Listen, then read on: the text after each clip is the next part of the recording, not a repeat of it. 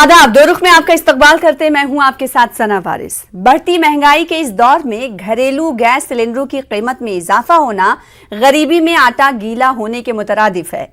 जी हां, सितंबर की शुरुआत में ही आम आदमी को बड़ा झटका मिला है।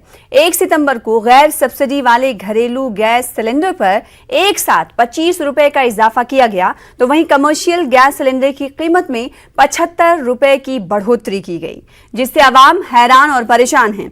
तो वहीं सियासी पार्टियां हुकूमत पर बरहम हैं। यही वजह है कि यूपी से मध्य प्रदेश तक कांग्रेस व दीगर पार्टियां सड़कों पर हैं।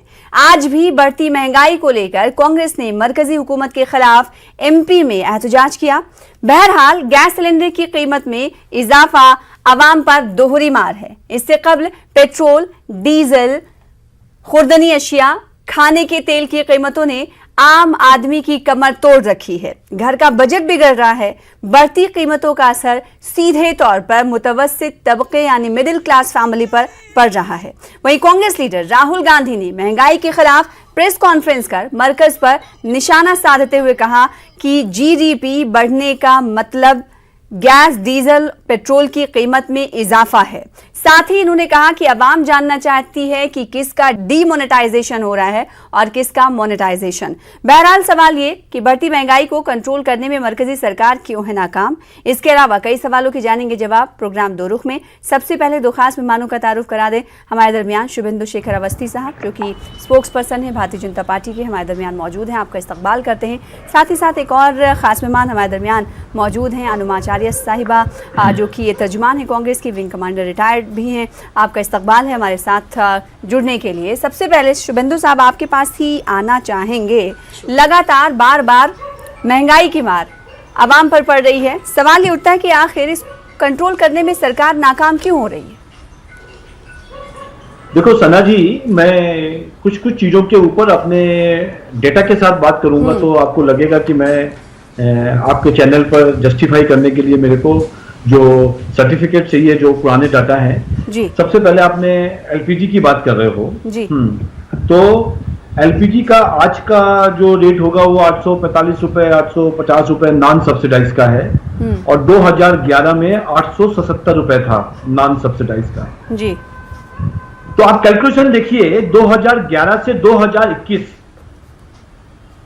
तक हम आ गए। 10 साल बाद भी जो उनका नॉन सब्सिडाइज रेट था उससे हमारा जो रेट है आज भी 10 साल बाद भी सस्ता है। मैं आपको फिगर दे देता हूं। 2011 में 877 रुपए, 2012 में 922, 2013 में 1021 और 2014 में जब हमारी सरकार आने वाली थी तो 1241 रुपए था। उसके बाद हमने कम किया। कमर्शियल बता रहे हैं या फिर ये कमर्शियल बता रहे हैं घरेलू बता रहा हूं मैम। ये आप डाटा के साथ और गूगल पे भी सर्च कर सकते हैं। और आपको 2014 में जब 1241 था तब हमने अपनी सरकार बनाई। उसके बाद 2015 में 606, 584, 747, 609, 695, 594 और अब 844, 845 रुपए दिल्ली का है। मैं ये बताना चाह रहा हूं कि शायद कांग्रेस के लोग अपना समय भूल गए हैं। मैं मानता हूं कि हमारा जो 600 रुपए का प्राइस था उससे 200-250 रुपए बढ़ गया है जो हमने कम किया था, पर वो अपना समय भूल गए जब आज से 10 साल पहले हमारे आज के रेट से भी महंगा था और 1241 तक नॉन सब्सिडाइज था। इसलिए पहले चीज वो पढ़ के आए। और जो राहुल गांधी जी कह रहे हैं, मैंने उनको एक अपने ट्वीट में भी बताया, फिगर्स हैं और ये ओपन फिगर्स हैं। दूसरी चीज जी, आपका यदि एलपीजी प्राइस के ऊपर हो गया हो तो अब ये बताइए शुभेंदु साहब, तो क्या कांग्रेस पार्टी से महंगाई का मुकाबला कर रहे हैं? आप ये नहीं देख रहे हैं कि इस वक्त घरेलू अशियाएं, खुर्दनी घरेलू अशिया भी महंगी हो गई, तेल महंगे हो गए, आटा महंगा है। तो क्या ये कंपटीशन चल रहा है कि जो कांग्रेस के दौरे इख्तिदार में महंगा था वो हमारे दौरे इख्तिदार में महंगा नहीं है, या फिर उससे कम है, या फिर उसके बराबर, या फिर उससे ज्यादा है? कि आज से 10 साल पहले जो प्राइस था उसको भी मेंटेन किया, उससे भी कम है। तो इसलिए कोई ये ना कहे कि प्राइस बढ़ गए। हाँ, जो हमने सस्ता किया था उसके से कंपैरिजन करेंगे कि 644, 594, 540 था, अब 844 हो गया है, तो वहां से सिलेंडर का प्राइस बढ़ा है। ठीक है, बात ये घरेलू गैस की हो गई। बाकी खाने के तेल, डीजल और पेट्रोल के बारे में क्या कहेंगे आप? मैं डीजल और पेट्रोल पे पहले आ जाता हूँ। हाँ। आपको जब हमने 2015 में जी। 2014 में अपनी सरकार बनाई, उस समय पर इनका जो डेप्ट था, जो इन्हें तेल कंपनियों को देना था, जो बाहर की तेल कंपनी थी, ईरान को 48,000 करोड़, यूएई को 40,000 करोड़। ठीक है, मैं आपके पास लौटूंगी, आप तफसील से आप बताइएगा, आपके पास लौटूंगी, लेकिन नहीं, मैं आऊंगी आपके पास। अनुमा साहिबा, आप ये मुझे बताइए कि जो डेटा शुभेंदु शेखर अवस्थी साहब अभी पेश कर रहे थे कि कांग्रेस के दौरे इख्तिदार में 2011 में 2014 में गैस सिलेंडर जो है 877 1211 रुपए में 1241 रुपए में फरोख्त हुआ करता था, तो उससे हम कम पर हैं। ये इस डेटा से कांग्रेस क्या समझती, क्या ये सही डेटा था? क्योंकि हमने 2014 में 450 या 500 के करीब गैस खरीदे हैं सब्सिडाइज, जो आपको साल में 6 मिलते थे। हाँ ठीक है। हाँ सना जी, अब आपने सही बात बोली, क्योंकि हमारे जो मित्र हैं भारतीय जनता पार्टी के अवस्थी जी, वो धन्ना सेठ हैं, तो इसलिए उनको ये बात समझ में नहीं आती जो मुझे और आपको समझ में आती है कि हमने 450 रुपए में गैस खरीदे हैं, क्योंकि सब्सिडी सबको मिला करती थी। अब पहले तो बीजेपी सरकार ने पहले लोगों को स्वेच्छा से सब्सिडी छोड़ने को कहा और उसके बाद सब्सिडी खत्म कर दी। आज के तारीख में सब्सिडाइज्ड और नॉन सब्सिडाइज्ड का कोई कीमत नहीं है। मेरे घर में काम करने वाली लड़की है, वो मुझे बता रही थी कि मैडम बहुत पहले तो हमारे पास अकाउंट में कुछ पैसे आ जाया करते थे, अब तो वो भी आना बंद हो गए हैं और वो बहुत परेशान है। तो जो चीजें हम और आप नहीं समझ पाते, वो हमारे घर में काम करने वाला वो तबका जो वाकई इस महंगाई की मार से जिसकी पिटाई हो रही है, कुटाई हो रही है, उनके ऊपर महंगाई का तेज प्रहार है, उनकी जेब काट रही तेल की धार है, चीनी और दाल के दाम बढ़े हैं, एलपीजी सिलेंडर के दाम भी चढ़ गए हैं, ये उन्हें समझ में आता है। हमारे जो भारतीय जनता पार्टी के धन्ना सेठ दोस्त हैं, उन्हें नहीं समझ में आती ये बात। सिर्फ डेटा की फजिंग आज भी, पहले भी और हमेशा, जैसे ही लोग सताए जाने लगते हैं डेटा फजिंग शुरू होती है, क्योंकि ऐसी बातें करोगे। इनका जो भी कुछ है वो कॉर्पोरेट सेंटर। मुझे बोलने दीजिए ना अवस्थी जी, मैंने आपको बिल्कुल नहीं टोका, मैं सिर्फ हंस रही थी, क्योंकि आपकी बातें जो है वो उस पार्टी लाइन पर है जिसका मैंने आंकड़ा देखा है, व्हाट्सएप ग्रुप में घूमता हुआ हमें दिख जाता है वो जो आपके यहां से चलता है। लेकिन कुल मिला के बात तो सीधी सीधी है ना कि सेंचुरी तो गैस ये मार गया, पेट्रोल और डीजल सेंचुरी मार गए, डबल सेंचुरी खाने का तेल मार गया, 10 सेंचुरी आप एलपीजी सिलेंडर मार जाएगा। तो इस सब का कोई जवाब नहीं है, ये केवल एक आंकड़े दिखा के आखिर सता किसको रहे, हम जनता को ही सता रहे हैं ना। और ऐसा कुछ नहीं है जो आप कह रहे हैं कांग्रेस नहीं। तो 2014 में एक्चुअल फिगर आपके पास क्या है अनुमाचार्या कि 2014 में कांग्रेस के दौरे इख्तिदार में गैस जो है गैर सब्सिडी वाली और सब्सिडी वाली कितने में मिला करती थी? आप गूगल कर लो ना, आप सब लोग कर सकते हैं। देखिए सब्सिडी अक्रॉस द बोर्ड थी, ये तो मानेंगे आप। आपने खुद ने 450 में लिया, मैंने खुद ने 450 में लिया, यानी सब्सिडी सबको दी जाती थी। अब कॉर्पोरेट सेंट्रिक सरकार जो है, इस सब्सिडी का कोई मतलब अब नहीं रहा। पहले सब्सिडी का मतलब ये था कि जो एक्स्ट्रा चार्जेस होते थे उसका आप डेटा पर मत जाइए, आप सब्सिडी पर जाइए। जो सब्सिडी तब मिला करती थी, अक्रॉस द बोर्ड मिलती थी, और गैस के चूल्हे की, गैस के सिलेंडर की दाम 450 रुपए थे। नहीं, मेरी बात समझिए। नहीं, मैं क्यों बोलूं? क्योंकि जो आम जनता को जिस पे मिलेगा वो बोला जाएगा, डेटा में बोला जाएगा। प्लीज ठीक है, ना डेटा नहीं, जो पूरी दुनिया। साहब आप ये बताइए, सब्सिडी वाले गैस सिलेंडर पे खाता धारकों के अकाउंट में पैसे रिटर्न आते थे, अब उनको बहुत कम कर दिया गया, अमाउंट कम कर दिया गया, किसी को नहीं पता। आप लोग जब शुरू करते हैं तब यही कहते हैं कि हमने सब्सिडी वालों को रिटर्न पैसा देते हैं, लेकिन रिटर्न जो पैसा पहले अमाउंट आता था वो अब नहीं आता है। अनुमा जी ने आपके किसी भी जवाब में ये नहीं बताया कि 2014 के जनवरी में 1241 रुपए रेट था नॉन सब्सिडाइज का, जो कि आज 844 रुपए है नॉन सब्सिडाइज। और जो सब्सिडी मिल रही है और पहले से नहीं मिल रही है, यदि हो सकता है कि मध्य प्रदेश या कहीं पे क्या बात कर रहे हैं आप? अरे आप अनुमा जी पहले मेरी बात पूरी सुन लो, उसके बाद मैं आपको आपकी बात का जवाब दूंगा जो आपने कहा। दूसरी चीज मैं जो बताना चाह रहा हूं कि सब्सिडी यदि किसी को नहीं मिल पा रही है तो उसका कोई भी कारण है। अभी तो सब्सिडीज आती है वो सीधा उसके अकाउंट में आती है। पहले सब्सिडीज के बहुत सारे तरीके होते थे, वो सब्सिडीज में एक्चुअल गरीब आदमी को सब्सिडी नहीं पहुंचती थी। पूरे इंडिया में जहां जहां चूल्हा जलता था उसको खत्म करके गैसों में कन्वर्ट किया है। और अनुमा जी को लगता था कि हमने सब्सिडाइज को लोगों से कहा कि आपके घर में 20-25 रुपए, 100, 200, 500 रुपए का कोई फर्क नहीं पड़ेगा, आप अपनी सब्सिडी खत्म करो, हम गरीबों को देंगे। और पूरे देश में उज्ज्वला योजना के माध्यम से हर गरीब घर के अंदर हमने सिलेंडर और गैस को पहुंचाया।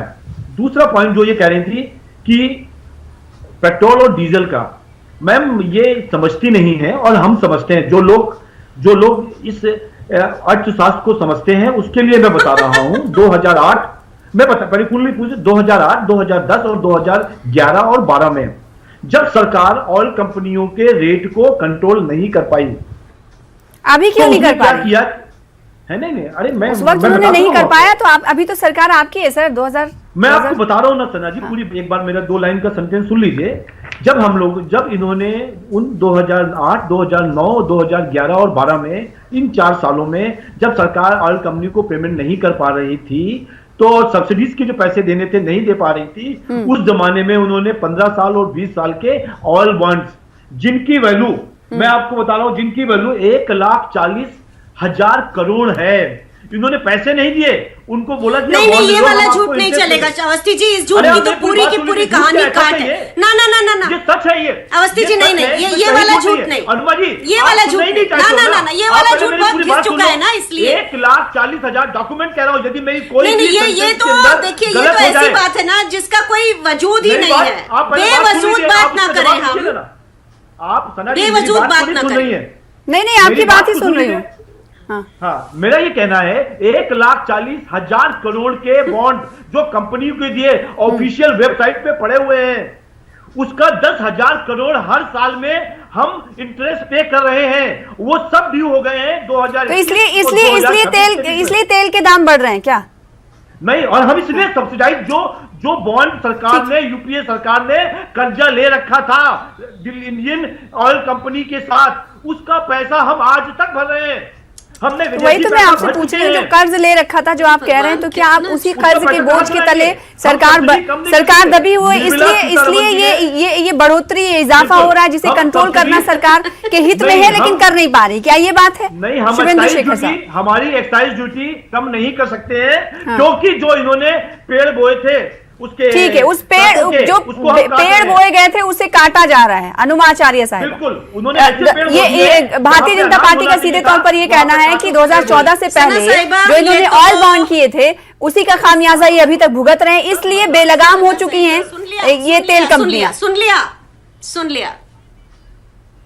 लिया मैंने, सुन लिया। और इसका कोई अख्तियार मरकजी सरकार का नहीं है कि वो कम करे। पोला तर्क है। एक अर्थशास्त्री ने इसके बारे में अर्थशास्त्री ने इसके बारे में बात की है। ऑयल बॉन्ड खरीदने की शुरुआत अटल बिहारी वाजपेयी जी की सरकार ने 2002 में करी थी।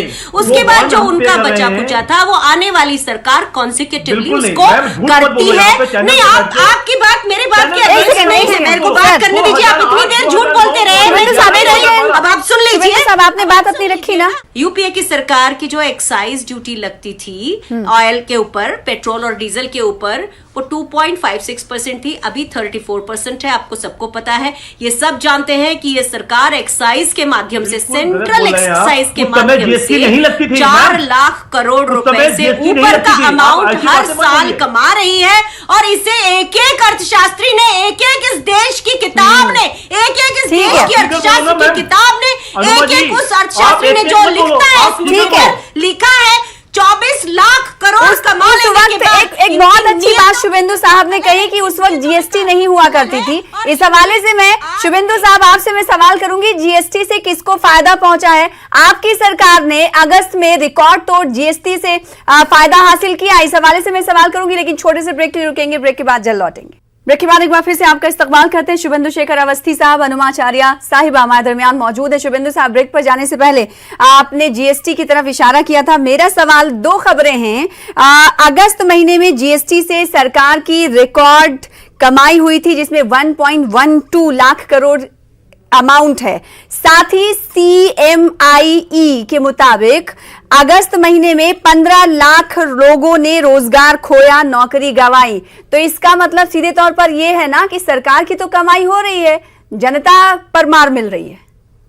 हाँ, मैं आपके इस प्रश्न का जवाब के लिए centre for monitoring Indian economy की रिपोर्ट है। हाँ, मैं भी आपको रिपोर्ट के हिसाब से बता रहा हूं पहला चीज इनको मैंने सिलेंडर के विषय में बता दिया कि हमारा सस्ता है। दूसरा मैंने ऑयल और उसके लिए बता दिया कि जो इन्होंने नहीं, आपने कहा ना जीएसटी उस वक्त नहीं थी, अभी जीएसटी से फायदा तो आपको हो रहा है ना सर? नहीं, जीएसटी नहीं थी। मैं उस समय पे जो वैट लगता था और उसके ऊपर 16% एक्साइज लगती थी, उसके ऊपर 2.5% लगता था, तो टोटल जो लगता था वो 28.28% लगता था और अब 31.25% है। इसलिए ये ना कहें कि 2% की बात है, गलत बोल रहे हैं यहाँ पे चैनल पे, इसलिए मैं इसको क्लेरिफाई कर रहा हूं। टैक्सेस उस समय भी ऑलमोस्ट इतने ही थे। मैं दूसरी चीज बोलना चाह रहा हूं जो आपके चैनल के ऊपर, जुलाई 2021 में जो अभी 1 महीने पहले गई है, उसकी फिगर है हमारी पास फूड इन्फ्लेशन की, जो आप कह रहे हो ना बहुत बढ़ गया, 3.96% है, और जुलाई 2013 में 15.6 थी। आप एक को कंपेरिजन बता रहा हूं कि ये कौन लोग हमसे बोलने वाले हैं जो 15% इन्फ्लेशन की बात कर रहे थे, जो महंगाई 15% थी वो 3.96% है आज। दूसरी चीज, जो रेल फेयर 2014 में था उसको 5 साल बिल्कुल नहीं बढ़ाया गया, और उसके बाद लेकिन आपने CMIE की रिपोर्ट पर कुछ नहीं कहा। कितने लोगों ने नौकरी गंवाई, कितने लोग बेरोजगार रहे, बेरोजगारी तो बढ़ ही रही है, प्लस महंगाई भी बढ़ रही है। ये दोहरा मार नहीं है क्या? आम आवाम को ये डेटा समझ में नहीं आते शुभेंदु शेखर साहब, ये हम सभी समझ सकते हैं। उन्हें सिर्फ ये पता है कि वो 80-90 रुपए में मस्टर्ड ऑयल पहले खरीदते थे, अब 150-200 रुपए लीटर मिल रहे हैं। मैं आपको उन्हें ये समझ में आता है सिर्फ। मैं मस्टर्ड ऑयल के ऊपर ही आ जाता हूं। पूरे वर्ल्ड में आप एक बार भी गूगल में सर्च करके देख लीजिए, पूरे वर्ल्ड में इस समय पर 60% जो ऑयल हमारे हिंदुस्तान में आ रहा है वो ग्लोबल से आ रहा है, बाहर की कंट्री से इंपोर्ट हो रहा है। हमारा जो इंडिया का 25 मिलियन मैट्रिक टन की जो रिक्वायरमेंट है, इंडिया के ऑयल से केवल 10 मिलियन मैट्रिक टन पूरी हो रही है, बैलेंस 15%। ठीक है, तो बाहर से जो सामान आ रहा है, इंपोर्ट हो रहा है, उसकी वजह से महंगाई बढ़ रही है, इनका सीधे तौर पर शुभेंदु साहब का ये कहना है। वजह तेल के हवाले से अनुमाचार्य साहिब आपका क्या कहना है? सीधी बात ये नहीं है, सीधी बात ये है कि ये पूरी की पूरी डेटा फजिंग की कहानी है। ये आपको भी मालूम है, मुझे भी मालूम है, इसलिए कह रही हूं आपको मालूम है क्योंकि जो रियलिटी है वो हम सब देख रहे हैं। बीच में नहीं बोलेंगे आप शुभेंदु जी, मैं नहीं बोली बीच में। जब भी खेत की बात करो तो खलिहान का जवाब देते हैं। जीडीपी ने गोता खाया, रसातल में गई है, अभी धरातल में भी नहीं आई है। और सरकार जो है उसको समझ में नहीं आता कि बजट का तो बियाबान है, क्योंकि लोगों की नौकरी है नहीं, है ना, नौकरी गई तो आदमी परेशान है। सरकार शुभेंदु साहब आप शुभेंदु साहब माफ कीजिए, शुभेंदु साहब, शुभेंदु जी आऊंगी आपके पास। करोड़ का उनका टैक्सेस माफ करती है। मेरा ये कहना है सरकार कॉर्पोरेट का 1,51,000 करोड़ का टैक्स माफ करती है। आम आदमी को क्या देती है सरकार? हर तरफ से मुश्किलें हैं, बेचारा आम इंसान है, उसकी नौकरी चली गई है, ये सारी बातें सामने दिख रही हैं। तेल के दाम 200 पे बढ़े हैं। मुझे आंकड़े नहीं चाहिए, वो जो आज वस्तु स्थिति है हम उसकी बात करें। हम जो आज हम देख रहे हैं आंकड़ों से जीडीपी चल रही है, साथ ही उन आंकड़ों पर भी नजर बनाए रखिए अवस्थी साहब, उन आंकड़ों पर भी नजर बनाइए जो परेशान कर रहे हैं आवाम को। मैं वही कह रहा हूँ, तेल बढ़ गया, पेट्रोल डीजल बढ़े हुए हैं, आटा की कीमत, दाल की कीमत बढ़ी हुई है। सना जी, मैं आपको वही बताना चाह रहा हूँ कि अनुमा जी ने कहा कि कोई मैकेनिज्म है सरकार के पास, क्या आप ये बताएं मुझे? ठीक है, कोई सोल्यूशन है? सरकार को सोल्यूशन निकालने की कोशिश कर रही है या नहीं, या फिर सरकार ये कह रही है कि तेल कंपनियां बढ़ा रही हैं, इसमें हमारा कोई इख्तियार नहीं? देखिए, तेल कंपनियां बढ़ा रही हैं, वो तेल कंपनियां जैसे बनाती थी, जैसे बढ़ाती हैं, और इनके समाज में कांग्रेस ने इसको हमारे पास अपनी हुकूमत की बात करिए ना प्लीज। और हम एक्साइज कम करके कर सकते हैं, पर कर सकते हैं ना, एक्साइज कम कर सकते हैं ना, नहीं है शुभेंदु जी, एक्साइज कम कर सकते हैं ना, आपने बोला कर सकते, क्योंकि इन्होंने क्यों नहीं कम कर रहे? पाप किए हैं, फिर क्यों नहीं जनता को आराम दे रहे हैं? के पेमेंट करने हैं 10,000 करोड़, फिर वही बात है, ईयर पे करना है 1,40,000 करोड़ हमको पेमेंट करनी है इनके, जो 2021। अनुमाचार्य साहिबा, सीधे तौर पर शुभेंदु साहब का ये कहना है कि जो 23 लाख करोड़, हाँ, उन्हें ऑयल बॉन्ड के पैसे पे करने हैं, लिहाजा वो एक्साइज ड्यूटी कम नहीं कर सकते, लिहाजा महंगाई की मार आवाम पर ऐसे ही पड़ती रहेगी, और इसकी वजह और इसकी जिम्मेदार सिर्फ और सिर्फ कांग्रेस है। बिल्कुल है, भारतीय जनता पार्टी का कहना है। अब मैं इस तरह की बातें इनसे कहना नहीं चाहती, लेकिन आपको सना जी, मैं आपको साफ कहना चाहती हूँ, इनकी सरकार हम दो हमारे दो की है। 1,54,000 करोड़ का टैक्स माफ कर सकती है, और जो क्यूमुलेटिव जो बात चल रही थी उसको नहीं कर सकती। 23 लाख करोड़ रुपए उसी से आमदनी ले सकती है, लेकिन बार बार अपना, अरे कम से कम सत्ता में है, सत्ता में रहने की आदत डालिए। जवाब आपको देने हैं, गलतियां आपकी हैं, देश को आप परेशान कर रहे हैं, ये आपको जवाब देने हैं भाई। आप कब तक पिछले कर करके आप चलाएंगे? आपको खुद सत्ता में रहने हैं। एक सवाल मैं आखिरी आपसे करना चाहूंगी। अभी आपकी सरकार है ना, तो सवाल आपकी सरकार से ही हो रहा है। आवाम जनता जो है, मोदी सरकार में महंगाई इतनी बढ़ गई, कांग्रेस को नहीं याद कर रही, तो जवाब तो आपको देना है। आप तो कांग्रेस के कंधे पर बंदूक रख दे रहे हैं।